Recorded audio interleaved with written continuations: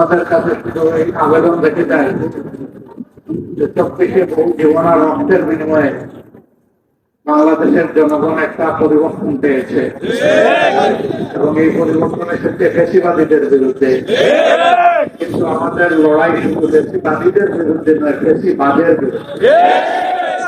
এই ফ্যাসিবাদ পুরাতন হোক আর নতুন হোক, এদেশের জনগণ কাউকে ছাড় দেবো না, আমরাও ছাড় দেবো।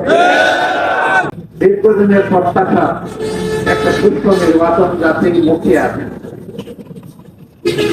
আমরা 14, 18 এবং 24 মার্কা কোনো নির্বাচন দেখতে চাই না।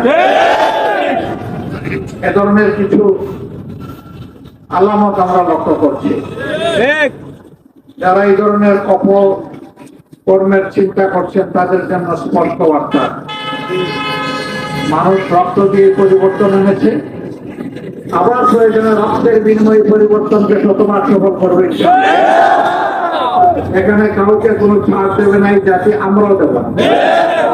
এই জন্য এখন থেকে ছাত্র, যুবক, শ্রমিক অতীতে যেমন বুক চিতিয়ে লড়াই করে নিজেদের অধিকার কায়েমের জন্য এগিয়ে গিয়েছিল, আগামীতে তাকে শতভাগ সফল করার জন্য এই বুক, আমাদের বুকে যুবকদেরকে ধারণ করে আমাদের সামনে এগিয়ে যেতে হবে। আমরা আমাদের প্রিয় যুবক, তরুণ, কিশোরদের জন্য আগামীর এমন একটি দেশ রেখে যেতে চাই যেখানে শান্তিতে তারা নিঃশ্বাস ফেলতে পারে। আল্লাহ ছাড়া কাউকে ভয় করার তাদের প্রয়োজন হবে না। এবং সেই আল্লাহর ভয়ের ভিত্তিতে যদি একটি মানবিক সমাজ, দুর্নীতিমুক্ত সমাজ, চাঁদাবাজ মুক্ত সমাজ, দখলদার মুক্ত সমাজ যদি গড়তে হয়, তাহলে আল্লাহর আইনের কোনো বিকল্প নেই। আমরা আল্লাহ সেই মহান আইনের দিকে, মানবিক আইনের দিকে সবাইকে আহ্বান জানাচ্ছি।